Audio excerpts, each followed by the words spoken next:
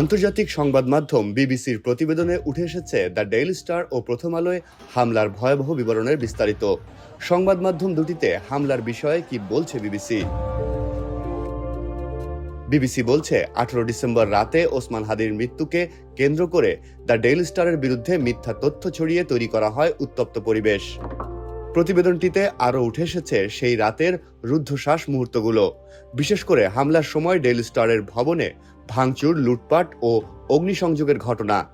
আইন শৃঙ্খলা বাহিনীর অনুপস্থিতিতে হামলার রাতে দ্য ডেইলি স্টারের অফিসে আটকে পড়া 28 জন সংবাদকর্মী কী অবস্থায় ছিলেন, প্রতিবেদনে তার স্পষ্ট চিত্র পাওয়া যায়।